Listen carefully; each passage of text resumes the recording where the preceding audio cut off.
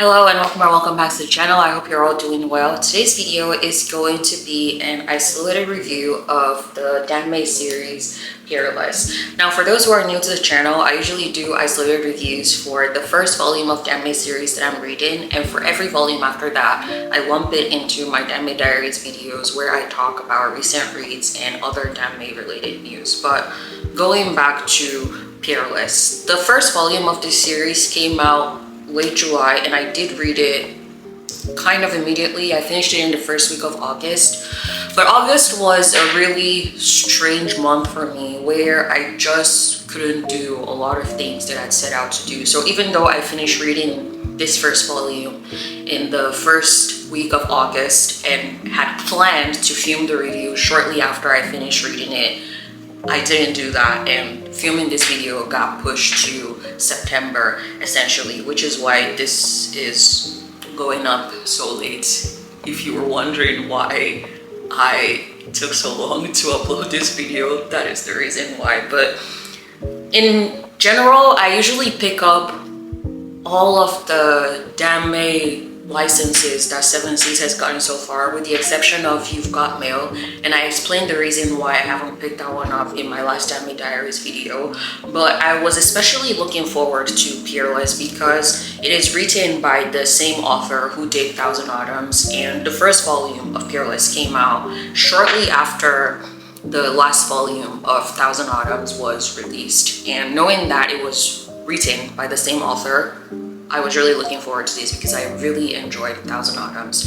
Both stories are also set in the same universe, but before I talk about my in-depth review of the series, what I'm going to do is talk a little bit more about the setting for the series, what it's about, and also do a quick comparison between Peerless and Thousand Autumns, just in case there are people who cannot figure out if this is a series they want to pick up or not, or if they're interested in it or not. If you've read Thousand Autumns, I figured doing a quick comparison will be able to help you make that decision. And personally, I just wanted to do that comparison as well so other people could know what I enjoyed in both series and how they differ from each other while still being enjoyable to read. So I'll start out with the setting for the series. Both stories, Peerless and Thousand Autumns, are set in the same universe, but Peerless comes shortly after Thousand Autumns ends. How short, I am not too sure, but what I can say is that the Emperor at the end of the series in Thousand Autumns is still the Emperor of Sui at the beginning of Peerless. And this Emperor has set up an investigative bureau, and the deputy chief of this bureau is one of the main characters in Peerless. His name is Wushang. So this story starts out as a murder mystery slash robbery where there are many nations trying to ally themselves with Sui, basically, after this emperor comes into rule, and an envoy has been sent from the kingdom of Khotan to pay tribute to this new emperor. And on their way to pay tribute, they get ambushed. Everyone in the envoy gets killed. A tribute item goes missing, and we are suspecting that there is someone who was part of that envoy who has now gone missing. And so this main character, Wushang, the deputy chief of the investigative bureau, is trying to solve the mystery of this ambush, the murder, and the robbery as well. And then you have your other main character also come into play to help with trying to solve the mystery of the ambush.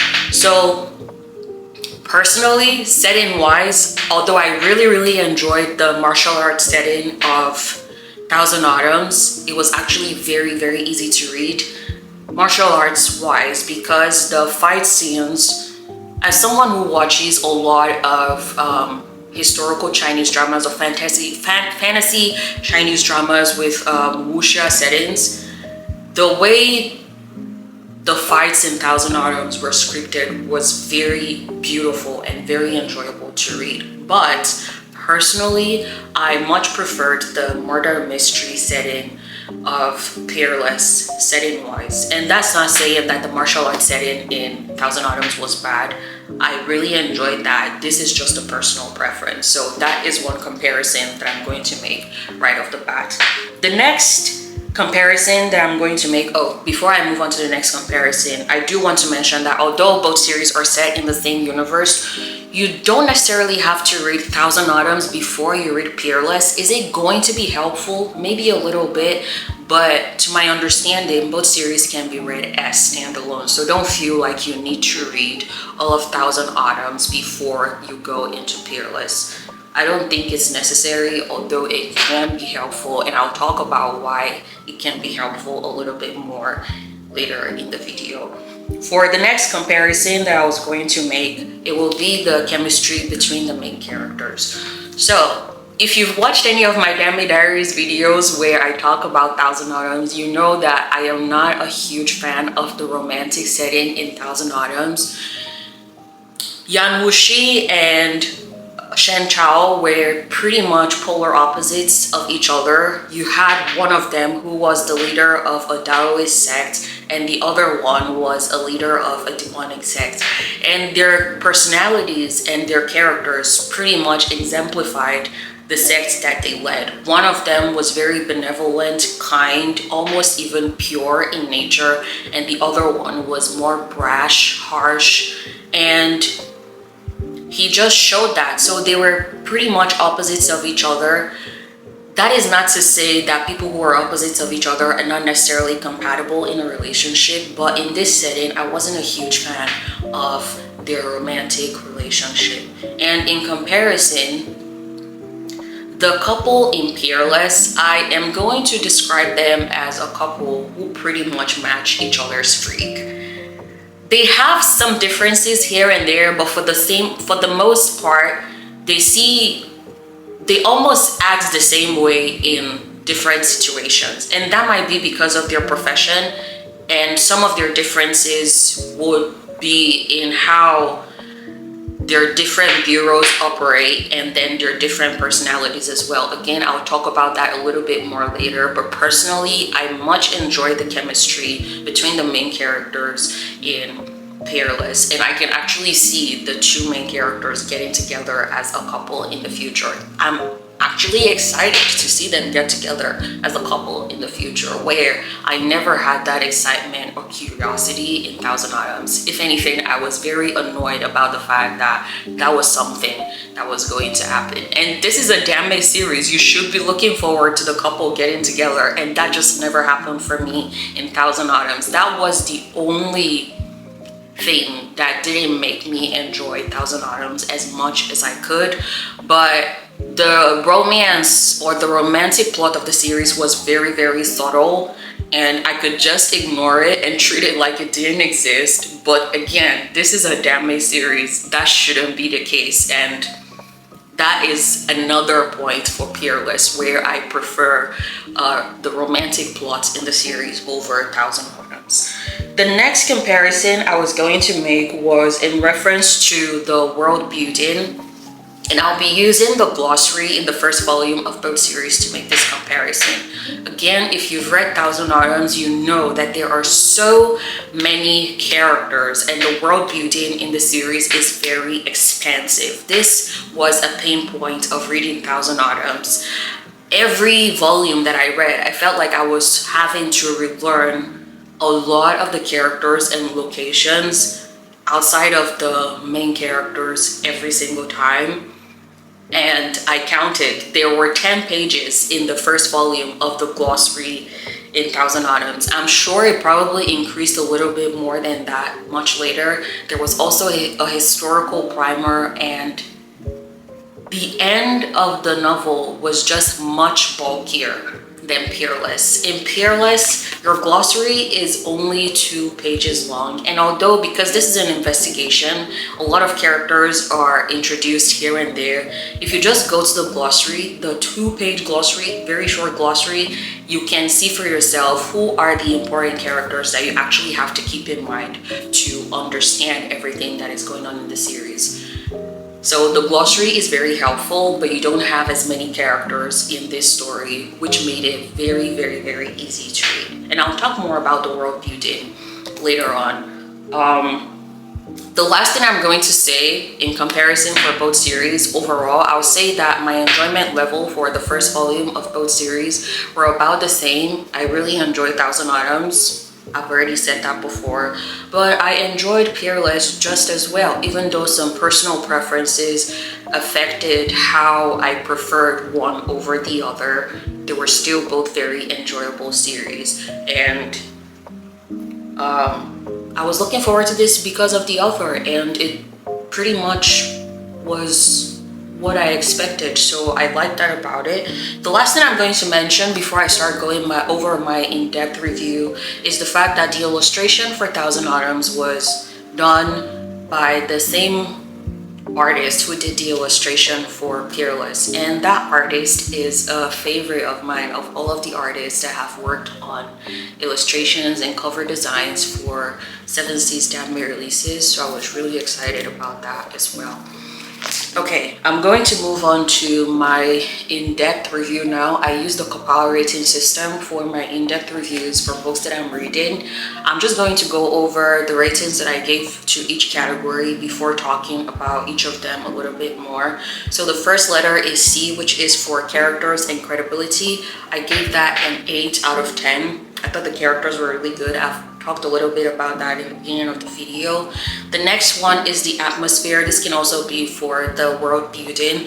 This was the category that I rated the lowest, which was 7, and I'll talk about that a little bit more. The next letter is W for writing. I enjoyed the writing. It was very good. It flowed really well. I've always enjoyed the writing of this author ever since Thousand Autumns, so I'm really happy that they've kind of kept up the same level of ease in their writing in this series as well. For P, which is plot, I gave that a 9. I found it to be a little bit unique. Again, that might not be the case for you, but I'll talk about why I thought it was unique later on. The next letter is I, which is for intrigue. I gave that an 8 because I am looking forward to reading the rest of the series. I'm very interested in what happens beyond this first volume. L, which was for logic, I gave it a 10 because I understood everything that was going on. I feel like I could be queen of the setting in this book. And for the last letter, which is E for enjoyment, I gave that an 8 because I had a good time reading it. So that gives me an average of 8.3 out of 10 for the book, and that is 4.5 stars for the first volume of Peerless. Now, to talk about each of the letters in the category a little bit more, starting with characters, I've mentioned that I prefer the chemistry of the two main characters in the novel more than I do Thousand Autumns, but talking about the individual characters a little bit more, I described them as a couple who match each other's streak because I thought there were some similarities in their personalities because they're both very smart and confident. Again, that might be because of the profession they're in. So both of them are deputy chiefs of investigative bureaus, but where Feng Xiao's investigative bureau is more well known, which works very well for his very flashy and showy personality, Shui Boku, I don't know if I'm saying this correctly, I forgot to look at the pronunciation at the back of the book, but Shui Boku is the other main character. He has a more calm, confident demeanor. And again, that might be because his investigative bureau operates more in the shadows, like they operate in secret. And I'm not sure that a lot of people in the setting of the book are aware that this investigative bureau even exists. So that might be why he has to operate in a more calm and secretive manner. But even from reading about his character throughout the first volume, you can see that he just has a more overall calm personality, and I felt more drawn to him as a character more than I felt drawn to Feng Xiao. Although I enjoyed reading about the both of them, I didn't want to pick sides, but I am on Shui Boku's side right now. I just felt more drawn to his character because I'm not a very showy or flashy person, and someone who has a very calm confidence that doesn't immediately make itself known, but that ends up surprising people, because a lot of people underestimated him because he looked weak in the first volume, and they're always surprised to see him just do the opposite of what they expected of him in the book. And I feel drawn to him as a character for that reason. And I'll say that it's not very clear that they're having a competition between each other, but they're definitely having a competition between each other, which is another dynamic that I like between the both of them. And this might be a little bit of bias, but I think that Suibuku won their competition in this first book because of the line that ended this first volume, and I'm going to read it out here. This move of carrot and stick, incentive and threat, was horribly clever. So Feng Shao is talking about Suibuku here, and the very last line in the volume is, Feng Shao couldn't help but sigh once more. Why couldn't such a talented young man belong to the Zhejiang Bureau instead? So he's wondering why a talented man like Suibuku couldn't belong to his bureau. And I just have a note here, sir. You have lost by thinking that, because you think that his talent is something that would have served you better in your bureau instead of him operating independent of your bureau. So that is one point to Suibuku in this competition between the both of them. And that is what I have to say about the characters in the series. The next one would be for the atmosphere and the world building. This was the category that I rated the lowest in the Kapao rating system. And the reason for that, I feel like I also rated it a little bit unfairly, if I'm being completely honest, is that the world building in Peerless was much simpler in comparison to Thousand Autumns, which is a good thing. But because of how complicated, well, not necessarily complicated, because of how expansive the world building in Thousand Autumns was, and how it used a lot of actual historical data to work on the world building and setting for the series, I found that to be very enjoyable, because learning about history and culture is something that I try to do while I'm reading a lot of this danmei series as well. I didn't really get much of that in Peerless, maybe because that's not really the focus of the series, and the story is more focused on one area rather than multiple surrounding areas. So that made it feel, it wasn't that it was even underwhelming, it just didn't stand out as much to me, again because I was comparing it with Thousand Autumns, which was why I gave it a 7. For the writing, I gave that 8 points. That is very straightforward. I found the writing very easy to read. It wasn't confusing to read. The words flowed well. And again, there were some fight scenes in Peerless that were very well scripted and very enjoyable to read. You read them and it's almost like the fight is going on right in front of you. I can't say that that's usually the case for a lot of novels that have similar like fight scenes. A lot of them can be very confusing, and I just end up glossing over them so I can get the main gist of whatever is going on in that scene so I can move on with my reading. But that's not the case in Peerless. They're very enjoyable to read, and you can actually understand everything that is going on in the scene, which shows a level of ease in this author's writing that I just really enjoy. So that is writing. For the plot, I gave that 9 points because I personally thought that the plot of the murder mystery and robbery and trying to investigate it was unique. Now, murder mystery by itself is not exactly a unique concept. There are lots of novels that deal with murder mysteries. What ends up making this a unique plot is the motive behind this murder mystery and the ambush that started out the book. And that motive and the other things that it ties to in the series I found to be very unique and enjoyable, as well as interesting to me personally. That might not be the case for everyone else, but this is my rating of the plot of the series. And for intrigue, I mentioned that I want to keep reading the series. A little bit of... I'll also mention that right now I feel more invested in the growth of the characters individually and as a couple than the actual plot of the series. That is not to say that I'm not enjoying the plot or enjoying the plot outside of how the main characters play into the plot. I just really like the characters so far that they stand out to me more than the plot, but you can't exactly separate one for the other, and that is a good thing because they make up the plot of the series. But I also enjoy how invested I am in the growth of these characters, and what I am looking forward to the most right now is just seeing how they are going to get together, because I love their dynamic very much. There are things about them that are not declared right now, and I'm also looking forward to finding out more about both characters individually as well. So that was it for intrigue. Now for logic, I'm going to tie this a little bit into the world building. I mentioned that I rated the atmosphere and world building a little bit low, which was unfair because I was comparing it to Thousand Autumns. After all, the series had just ended right before the first volume of Peerless came out, and